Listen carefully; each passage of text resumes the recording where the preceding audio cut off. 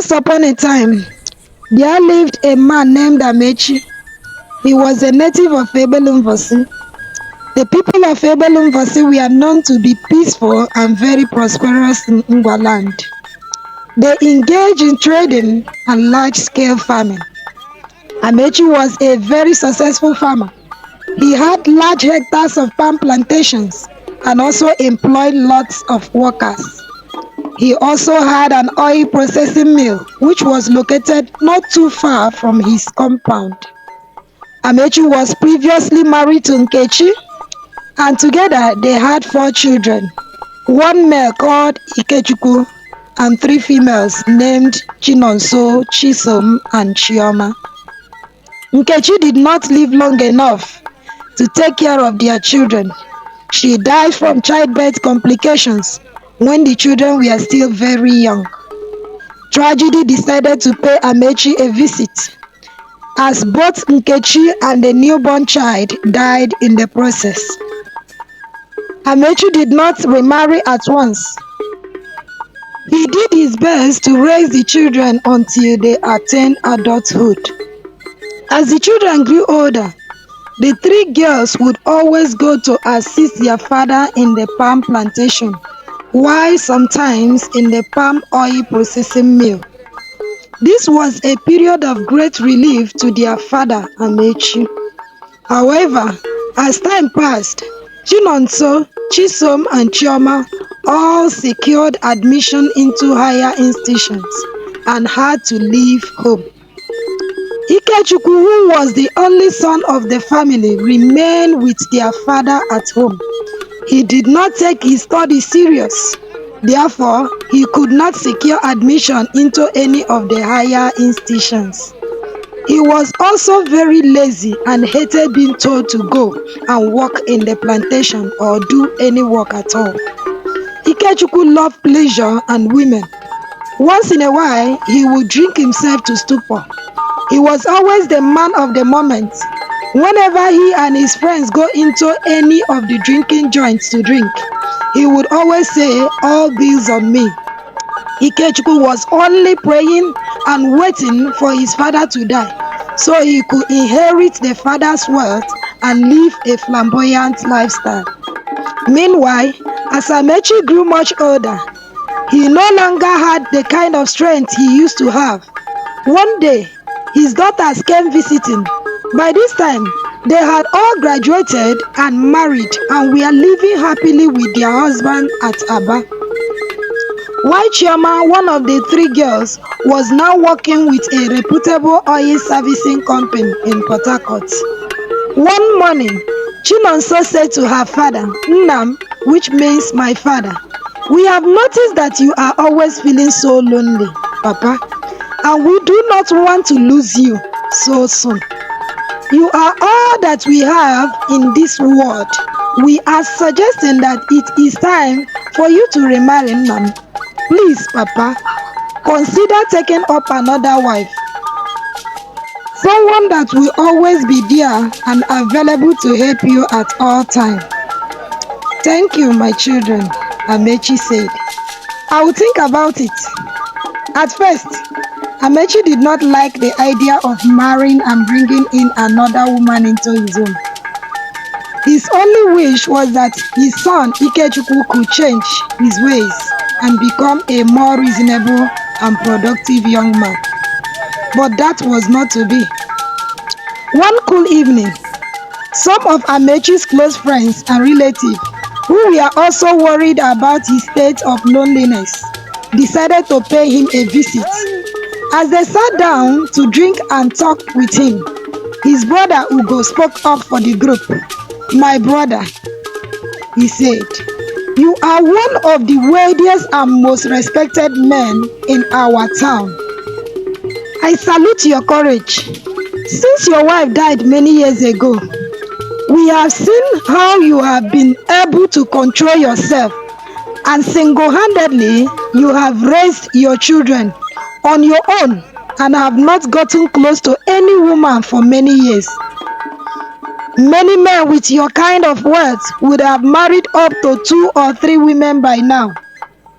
Your female children who used to take good care of you are now married and living with their own husbands, far away from you. We are worried that loneliness will affect you greatly. So we, your brothers and friends, have come to suggest that this is the right time for you to remarry. Amaechi smiled and said to them, I am indeed very grateful to all of you for your concern. About a week ago, my daughter also, who were here to visit me, suggested the same thing you just said now. Maybe this is the right time for me to remarry. I will try to put your words into action.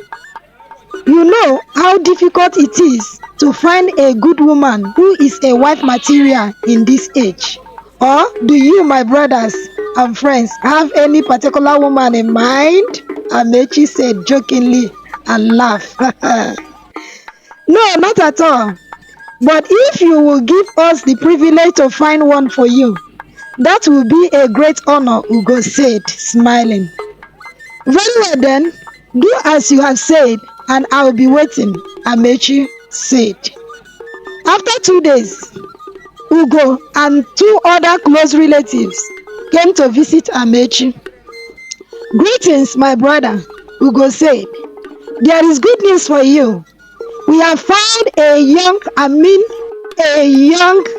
beautiful lady who comes from a reputable home, from one of our neighboring communities. From our findings, she is a very hardworking and resourceful young woman. We believe she will make a good wife. What is her name? Amaechi asked. Her name is Amara, Ugo said. If you say she will make a good wife, I will not doubt you. When can we go and see her relatives? Amaechi asked. Ngamiya, which means I will suck her. Even now, said Ugo. Let's go tomorrow then.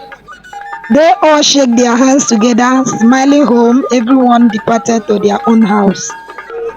On the next day, as it was earlier arranged, Amaechi, accompanied by his friends and relatives, went to see Amara's parents. After the normal introduction and presentation of items as tradition demands, Ugo spoke up for the group. We have found a very beautiful flower in your home, and that is why we have come. Which of the flowers? Amara's father asked. If I am not mistaken, I think her name is Amara, Ugo said. Amara is now staying at Umuahia, where she had gone to learn a trade. I will send for her, and when she returns, we will tell her of your proposal, and whatever her response may be, we will also let you know, Amara's father replied. Thank you so much. You have spoken well. We will go and wait, as you have said, Ugo said, as Amaechi and his people bade farewell to their intended in-laws. Amara's parents sent to invite Amara to return home as soon as possible. 2 days later, Amara returned home. Papa, good afternoon. This why you sent for me. I hope everything is alright. Amara, my daughter, you are welcome. Everything is alright, my dear. Nothing too serious, Amara's father replied. A man from Ebelumfosi had come, seeking to marry you. Marry me? Abba, Papa. Okay, I'm listening, Amara said. My daughter, we thought it would be wise to inform you at once and to know what you think about the proposal, Amara's father said. How well do you know this man? Amara asked. One of the wealthiest men in Ebelumfosi, and he is also well respected among his people. He had once been married, but his wife died many years ago, and since then he has remained unmarried. Does he have children? Amara asked. Yes, but his children are all grown up, her father replied. The next day, Amara went to see one of her friends called Chinyere. Good day, Chinyere, Amara said, smiling. Welcome, my friend. From what I am seeing, the city is good for you, baby. I can see it all over you. Na you sabi o, Amara said, laughing. What bring you back to the village at this time? Chinyere asked. It's my parents, so they sent for me to come home immediately, but they did not tell me why they wanted me. So when I arrived, my parents told me that one day Amaechi from Ebelumvose had come seeking to marry me. My friend, they want me to marry him, but I don't think I want to, considering the fact that he had been married before, Amara said. Which of the Deh Amaechi are you even talking about? Is he the one that owns large hectares of palm fruit plantation and even owns one of the best oil processing mill in the whole of Isialangwa? See, loco, my girl, wake up. Do you know how many people are praying for such an opportunity like this? Anyway, if you don't want it, I am available, Chinyere said, smiling. I do not understand you, my friend. How can you even suggest that I marry a man that is as old as my father, if not even older than Amara quarried? Wake up! How long does he still have to live again? As long as you are his legally married wife. If he dies today, part of his wealth automatically become yours. Then you can marry whoever you so desire, Chinyere cancelled. One more thing, Chinyere continued, as she whispered into her ears. Do you still remember Ikechukwu? The one you said got you pregnant and later denied it? The one that makes you do that abortion? Chinyere said. Yes, I remember him. What has he to do with this? Asked Amara. Well, it may interest you to know that Deh Amaechi is his father. Do you now see where I am driving at? Chinyere said with a sinister smile. So either way, it will be a win for you, no matter the side the coin chooses to fall. This could be the moment for payback or a sweet reunion. After all, how long does Deh Amaechi still have to live? Chinyere cancelled. You have a point. I think I will take my chance. I will marry Deh Amaechi, Amara said. As Amara got home that evening, she gladly informed her parents that she could marry Deh Amaechi. The next day, Amara's father and other close relatives sent for Amaechi as promised.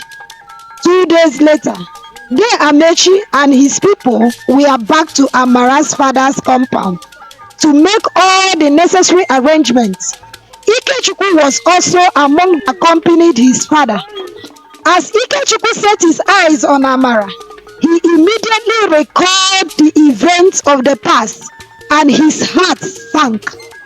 Amara, on the other hand, maintained her composure, pretending like she is just meeting Ikechukwu for the first time. As both families and friends who came to witness are locked in a serious conversation, Ikechukwu and Amara secretly exchange glances at each other. Having reached an agreement, they choose a date for the presentation of the traditional marriage items and the items required to collect the main list, as they intend to combine both into one occasion. Meanwhile, a day to the traditional marriage, Amara had to visit her husband-to-be so they could go and purchase all that was remaining for the market at Aba. By the time Amara arrived, Deh Amaechi was rushing to his plantation and mill to make preparation for the day's work and collect money from one of his customers. He welcomed Amara, then apologized to her for having to leave her, Meanwhile, he turned and said to Ikechukwu, "Please, you will have to accompany Amara to Aba for me. Ensure that she gets the best," he instructed. "I will do just as you have said," Ikechukwu affirmed. With that, Deh Amaechi left the house. Not long after Deh Amaechi had left the house, Ikechukwu turned to Amara with an angry look on his face. "What are you doing with my father?" he asked. "What you should be asking me is, what is your father doing with me? You abandoned me when you got me pregnant, but as fate would have it, here I am in your house, about to be married to your father as your stepmother. This could have been us, but you betrayed me and choose to abandon me. Ikechukwu, you are wicked," Amara cried. "It is not what you think, Amara. I have loved you and will always love you. It's just that, as at that time, I was afraid and didn't know what to do. I am so sorry," Ikechukwu pleaded. As they sat close to each other, Ikechukwu was apologizing and feeling sorry for his past action. Their emotion played a prank on them. They were locked in a warm embrace, and right there inside her husband's home, her stepson took advantage of her a day before her traditional marriage. When Amara came to her senses, she was filled with regret, but what can she do? The deed has already been done. What can I do to prevent further happening? Amara said to herself, weeping. Ah, someone help me. How can I control this? How can I stop this? How can I prevent this? See what you have caused for me. Ikechukwu did not show any remorse. After the marriage ceremony, Amara moved into her husband's house. Although she was married to Deh Amaechi, her heart belongs to Ikechukwu. One day, as Deh Amaechi went out, Amara, who was now 4 months pregnant, was alone in the house with Ikechukwu. "Ike," she called. "Can we talk?" Amara asked. "Yes," Ikechukwu replied. They both sat down to talk. "Nkem," meaning my own, Amara said, "as you already know that I am pregnant, but this pregnancy belongs to you and not your father. What if your father finds out the truth? What will happen to us?" Amara asked. "As long as you remain faithful to me, my father or anyone else will not find out what happened," Ikechukwu replied. So Ikechukwu and Amara continued their secret affair for a very long time unnoticed. From the first son, the second son, and the first daughter of Amara, Ikechukwu was their father. Meanwhile, Deh Amaechi only fathered their third child. As time passed, Ikechukwu continued to humanize and showed no concern to the children Amara bore for him. Amara was very angry with Ikechukwu, and this resulted in a serious rift between them. As often said, anywhere between two people are no longer a secret. The milk was about to be spilled. One fateful morning, as Deh Amaechi went out to his plantation, along the way, he felt so weak and tired. He was having malaria symptoms, and so he decided to return home so his wife could take care of him. As he got to his house, the front door was open, so he gently opened the door and went inside. As he entered the room, he could hear a heated argument coming from the direction of his bedroom, so he tiptoed close to the door of his bedroom. From there, he could overhear the heated argument. It was Amara, who was screaming at Ikechukwu at the top of her voice. "You are very useless and worthless. You cannot even buy anything for your own children. What you know is to sleep with me as you like. Carry your foolishness and get out of my husband's room. At your age, in this modern world, you still depend on your father to do everything for you and even buy panties for you. Tata, meh, shame on you. You are the father to three of the four children. To which of the children have you ever shown care? You expect me to be happy, Abby? Let me tell you something. You are a worthless womanizer, and none of my children will ever bear your name. As they stormed out of the bedroom in anger, right before their very eyes was Deh Amaechi seated on a couch in the sitting room. They were shocked to their bones. With great fear, Amara fell on her knee. Nnam, it is not what you think, oh. Abeg, it is not what you think. Deh Amaechi could not hold back his anger. With tears flowing down his eyes, he looked at Amara and said to her, "So, this is how you have chosen to pay me. This is how you have chosen to pay me back for everything I've done for you? Thank you so much. But I will not throw you out completely. Only pack your belongings now as I'm talking and move into one of the boys' quarters. From there, you can take care of your children. From now on, you are no longer my wife. As for the children, I will adopt all of them as my own biological children with full benefits," Deh Amaechi said, weeping bitterly. He turned to his first son, Ikechukwu. "Ikechukwu," I said, "look at you. All your sisters graduated a long time ago, but look at you. All you know to do is drink and chase women, village girls, and people's wives from one corner of the village to the other. Even though you have always been my first son, but from today, I say from today, you cease to be. You shall no longer enjoy the privilege of being the first son, even after my death. From now henceforth, I declare that you shall be the least in this family. But, stupid boy, pack your belongings and move into one of the boys' quarters and don't even step that your abominable foot into where I live again." He cursed and wept seriously. "Out of my presence immediately." 5 months later, Deh Amaechi became very ill and was admitted into the hospital. He later died. His children, friends, and relatives were there to pay their last respect to a true hero.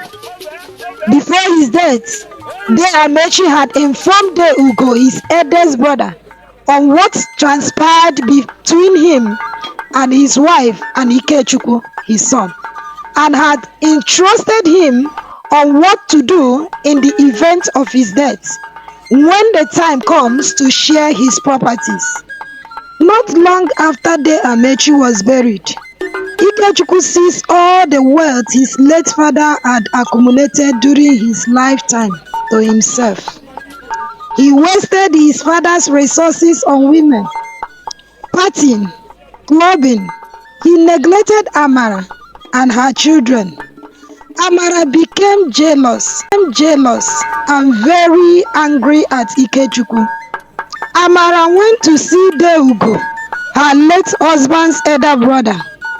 "Mazi Ugo, ekele mo," Amara said. "Our wife, you are welcome. A thought does not run in the daytime for nothing. Either it is being pursued by something or it is pursuing something either." "What brings you to my house this early?" Ugo asked. Mazi," Amara sighed. "I came because of your late brother's son, Ikechukwu. That pathetic waster. Before he will squander all his father's labor. Please, Come and help us to share my late husband, your brother's property.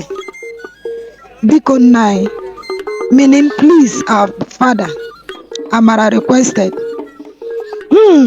Our wife, I have long waited for this day. Your late husband, my brother, before he died, told me how to share this property among his children. I will send for the elders tomorrow. We shall come, Ugo said. Thank you, Mazi. I shall be on my way, Amara said, as she stood up and went back home. In the morning, Deh Ugo, accompanied by other elders, arrived at his late brother's compound. Amara, Ikechukwu, and others were there to welcome them. As they sat down, Deh Ugo spoke up. We are here to put things right. Before my brother died, he gave me specific instruction on how to share his properties among his children.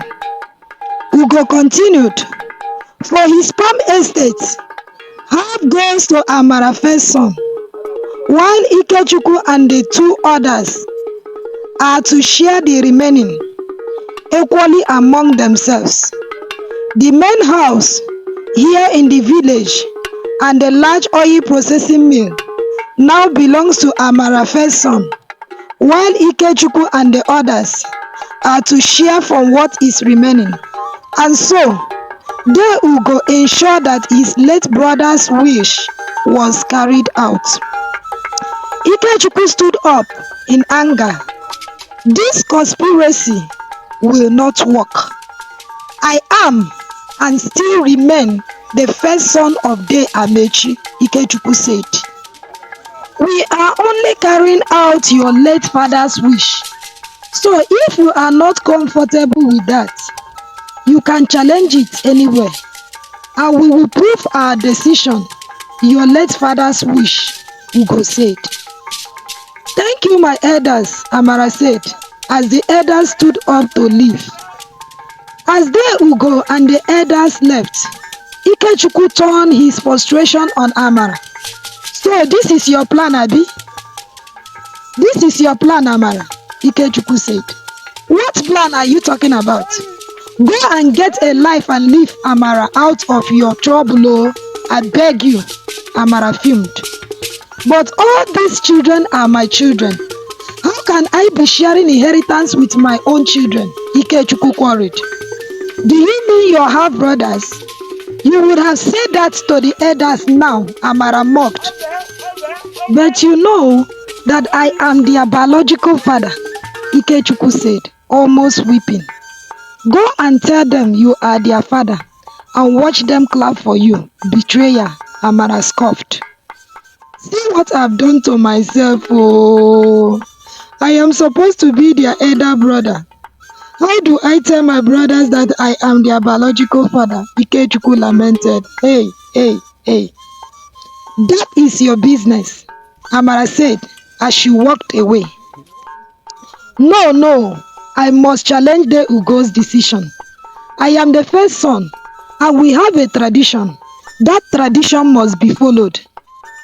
I must take what rightfully belongs to me. Ikechukwu challenged Deh Ugo's decision before the Eze. Deh Ugo had no other choice. So he told the Eze and his cabinet of chiefs everything that happened that fueled his late brother's decision. The Eze and his cabinet of chiefs were very angry with Ikechukwu for his act of abomination, calling him names. At the end, Ikechukwu lost the fight to overturn his late father's decision. Ikechukwu later got married to Ugochi when he was getting older, and together they had only one daughter. The marriage did not last long, as Ugochi could not tolerate Ikechukwu's womanizing attitude and drunkenness. Ikechukwu later died, having no male child to continue in his name. Ikechukwu's only daughter later went to live with Amara's first son, who happened to be his biological brother. Amara faced severe rejection from the villagers. Her own family and even her children showed disdain towards her. This is where our story ends for today. A lesson: an idle mind, they say, is the devil's workshop.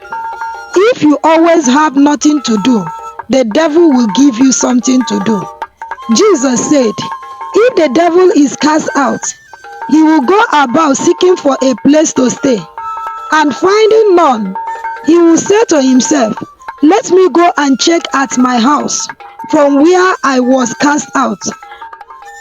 And he comes, finding the house swept and well kept with nothing inside. He will go back and bring more demons, more wicked than himself, and they will come and occupy that man. His last state, Jesus said, will be worse than his first. So, occupy yourself, fill your heart with more of God's word, engage in diligent work, and you will live a fulfilled life. Thank you for listening to this story. Please give this story a thumbs up. Subscribe to this YouTube channel for more content, and also do not forget to share this story with your friends and loved ones. Until I bring another story to you. Bye!